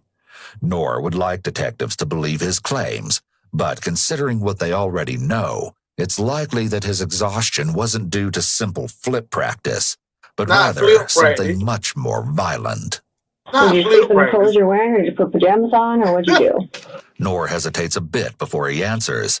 Anytime he's asked to provide details that could identify him as the person who committed the crime, he does a lot of umming and thinking. Nor likely knows that giving details right now is not in his favor. His short-term memory problem is a good excuse to fall back on, though. Or so he believes. What I did was I took off my shirt, my pants, and just slept in my boxers or underwear. Okay. Yeah, I remember. Yeah, that's what I did. Nor confirms that he'd been wearing a red t-shirt and a pair of basketball-style shorts. However, unsurprisingly, he denies wearing a gray sweatshirt. This is significant because the suspect caught on camera while stationed at the entrance of the Anderson home was clearly wearing a gray sweatshirt. No, I didn't wear it. I remember that. Okay. I didn't wear it. For the first time so far, the detective directly confronts Nor on this particular issue. What would you say if we had a picture of you in the hoodie? If it's in my apartment complex, I wouldn't doubt it. While it may appear that the detectives are just gathering information, there's a strategic method to their madness. The bait question that was just asked of Nor implies that they may have evidence that is contrary to what Nor has told them. When someone is telling the truth, they're more likely to reject a bait question and give a firm denial as they know the facts are on their side. However, someone who's being deceptive may answer vaguely, as Nor did. Detectives begin to steer the conversation toward the Anderson home. On your walk, you might have noticed there's a kennel or a place people drop off their pets. A kennel. Probably hear the dogs barking. Yeah. I always hear that. It's like kind of sits back a little way. I know. You know what I'm talking about. It's like a really... Across the street, on the other side of the street from where your complex sits. Okay, I know what you mean. Because when I when I walk to the gas station, I hear at that house a lot of dogs barking. Okay, I know what you mean. Yeah. Then an important question, one that will clearly gauge if Nor is at all credible. Have you ever been there? No, I haven't. You know, pet, right? No dog? No dog. Okay. Nor is very quick to answer these questions, and he continues to dig himself a deeper hole. You ever talk to anybody there or know anybody that lives there? No, I don't know anyone or talk to anyone, but I see cars sometimes go and leave and exit. Yeah. You've never been over there or on the property at all or knocked on the door or anything? No, man. Okay. And then you went to bed because you were so tired from doing backflips. Is that right? And then that's when you got woken up by your mom. She saw something on your hoodie. Do you remember her talking to you about that? She saw something on my hood. It was red. She thought it was blood or something. Nor touching his neck may be an adapter behavior to reduce stress. Covering the mouth, as Nor has, is often seen as a possible indicator for deception, as the person may be trying to hide their lie. People may cover their mouth as a subconscious attempt to conceal their words or facial expressions while lying. It's important to remember that this behavior is not always a definitive sign of deceit and should be taken in context with other behaviors. In this instance, Nor is showing his anxiety by also utilizing self-soothing behaviors, such as rubbing his neck and his long pause prior to answering. Until I grab the sweater, I see the blood in here. I see the blood. I say, Mom, what is this? The gray sweater that he's wearing? Gray sweater. Okay. I see the blood. I say, what is this, Mom? I say, what? Nothing, Mom. I don't remember that, but if you would explain to me some more, then I'll probably... She found your sweatshirt that she had seen you wearing, and she thought it was blood on there, and she's asked, what happened. Like real blood? Or like a lot? It looks like it. I don't know. I don't know how much.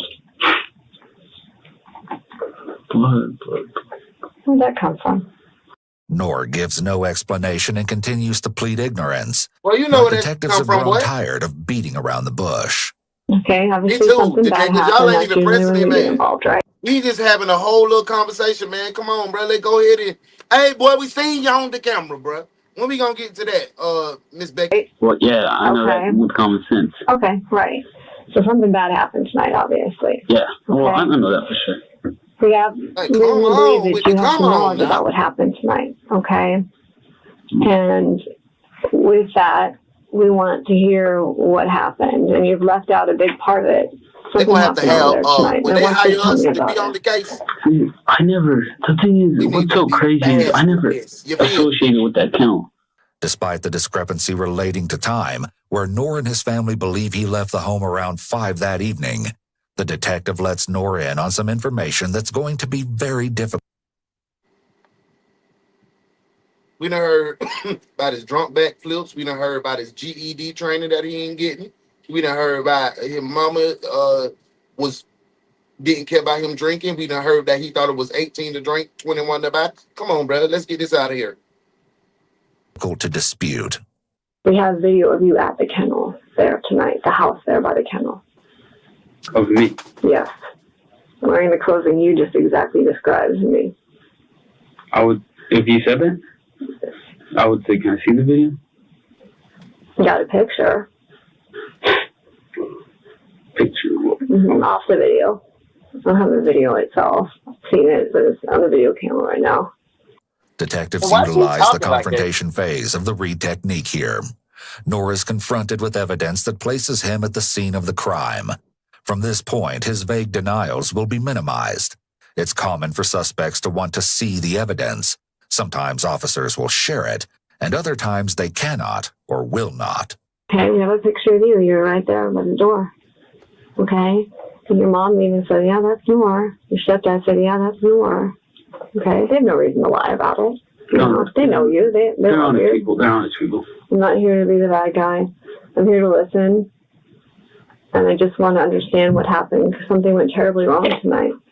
I don't think it was your intention to have what happened happen, but it did. Do you think you guys could describe to me, like, what happened or anything? That's what we want to hear from you. Nor doesn't seem at all fazed by the direct line of questioning, so the detectives try a different tactic. This is your opportunity to be truthful and honest. Okay? Think about something. Come on, bro. We don't sit down here and talk to you until we've talked to other people. Okay? We wouldn't be sitting here talking to you, and Lorna wouldn't mention a video or pictures if we didn't already have that information. And that's facts. Okay? Those are facts. You know what assumptions are, right? Facts. Assumptions are something you think maybe have happened, but you got to put that piece together to make it a fact, right? The fact is, okay, we know where you're at. We know what takes place, okay? Your opportunity here is to explain why. What happened and why. Okay, you know exactly what happened because you were there. All right, that's a fact. Hear me out. It's an odd thing that when all those people you see coming in as you're standing out there getting ready to leave the front door area. You ever seen the TV show Cops? Yeah. Guess who was there tonight? Cops. Yeah. Imagine that. So you know what happened tonight. Okay. You know where you're at. You know what went on. This is your opportunity to be truthful and honest. You're dancing around it. There's a couple different types of people in life, okay? There's people that I told a story about when you did the backflips. Cold-blooded, ruthless people that will do horrible things, and they don't care. That's killers. Yeah. And then there are people that simply make a mistake. That didn't mean to do things that they do. I don't believe you're that ruthless, cold-blooded person. I think you're a pretty honest guy that tries to do the right thing. But tonight, something happened and made a poor decision, and things got out of hand. Detectives utilize multiple parts of the read technique here, including providing alternatives to Noor, developing a theme, and minimizing his denials. But based on Noor's response, it's clear that the attempt to appeal to his character is unsuccessful. You're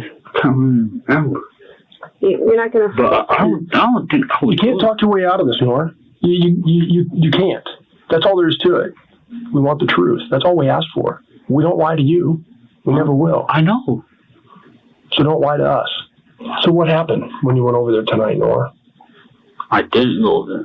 I'm trying to retrace, Noor, no, you're not. No, you're not trying to retrace your memory. You're trying to come up with a reason to dance around this story again. That's you, buddy, right there. Why'd you go over there tonight, Noor? Okay? That's me. That's you. Once again, Noor is covering his mouth while speaking. This behavior is often an indication that someone is being deceptive, as they're trying to physically cover up the lies coming out of their mouth, even when faced with a photograph that clearly shows him stationed at the front entry to the Anderson home. Well, and my girl Modesty, yep, I agree. Petey done got that out there. Let's do it. Dano, it's your time to shine. Now, you're off your rocker, mister. I saw you do it. You shoved her off the terrace. You beat her up and then you killed her. Dano, take him out of here. Book him. Murder one. I'll get you for this. I'll get you for this. Well, I'll worry about 99 years from now.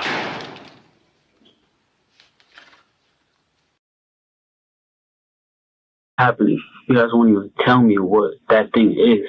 We don't have to tell you because you were there and you lived it, you experienced it. But Noor doesn't budge one bit. He continues to deny involvement, and they continue to go in circles. Eventually, Detective Pete changes his tone. Although it's a common interrogation tactic, it's likely that he's genuinely losing his patience. After all, they've been seated before Noor for over an hour at this point.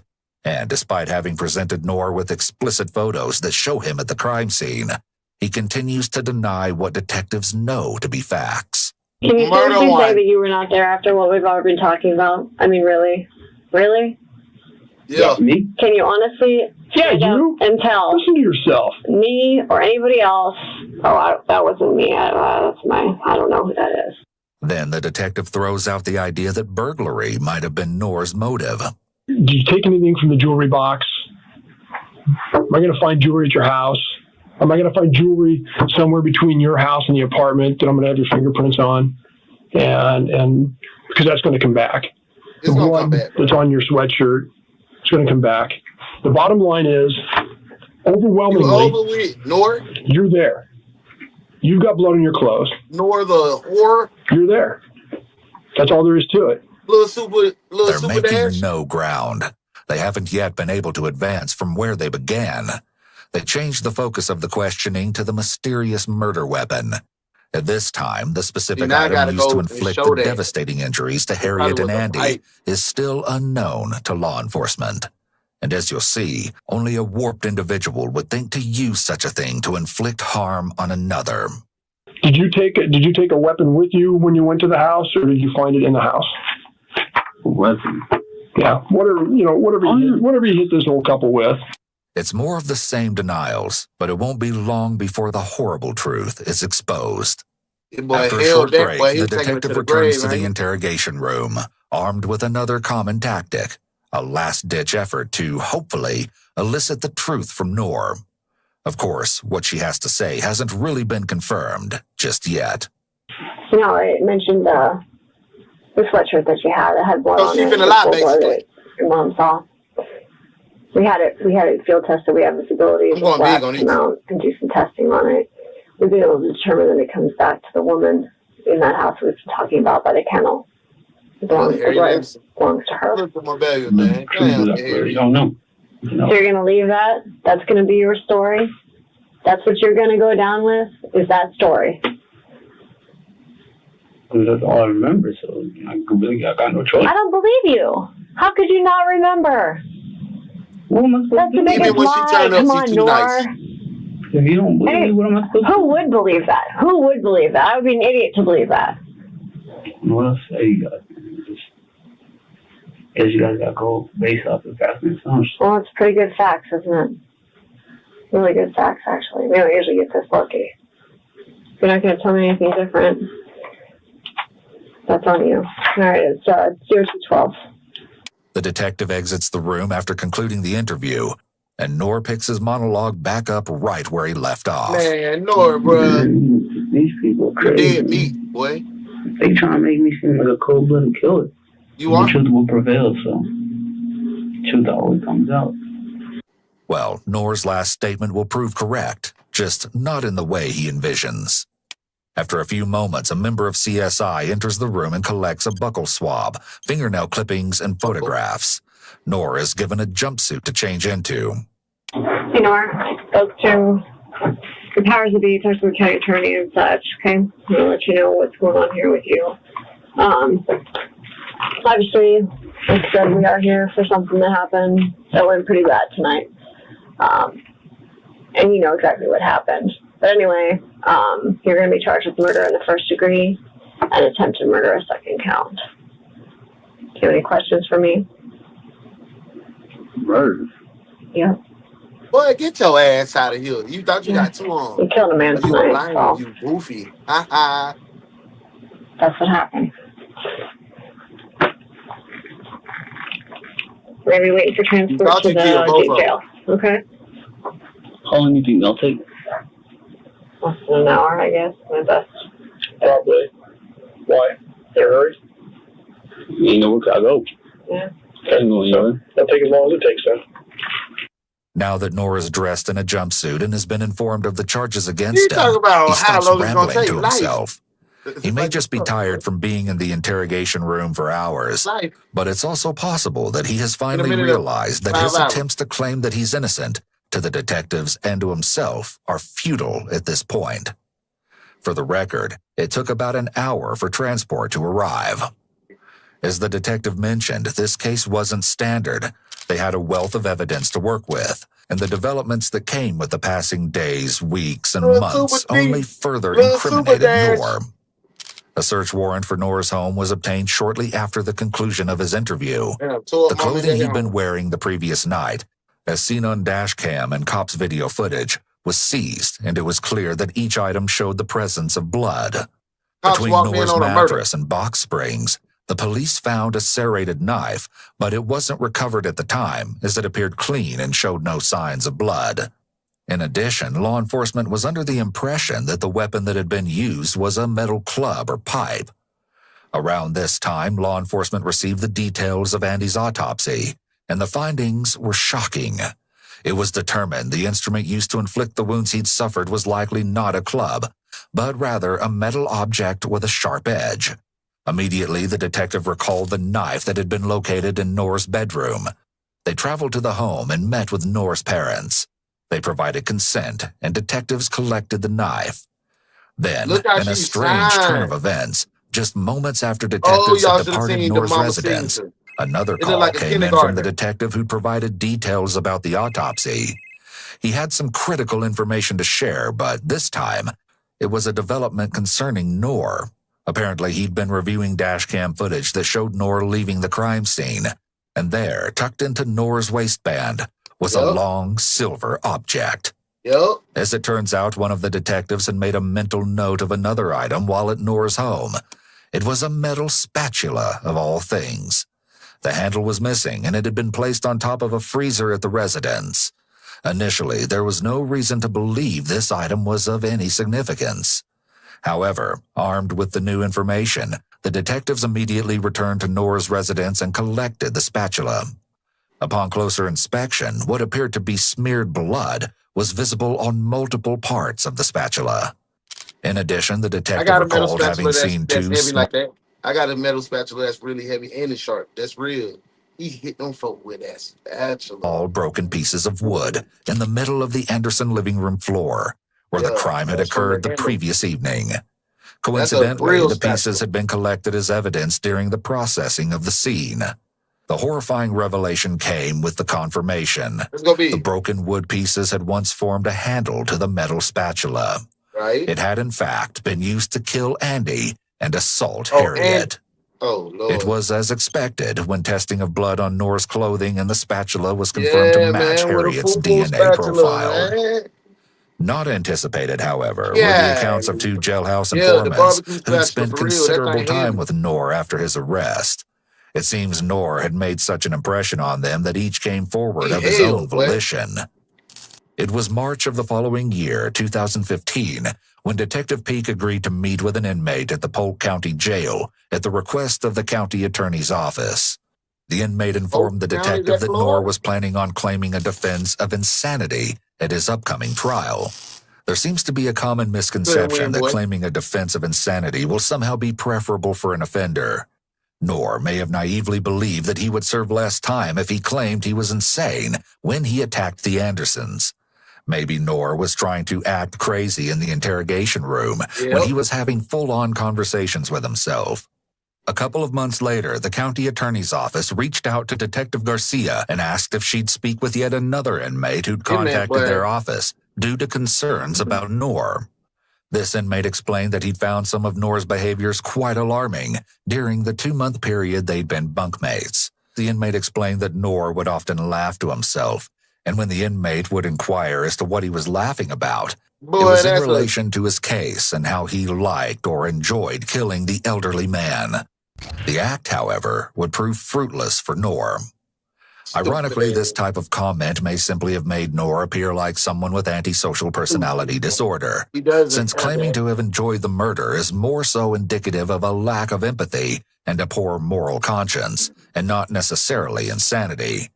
But clearly, Noor didn't know what he was doing, nor was he informed about what the defense of insanity means or what it entails.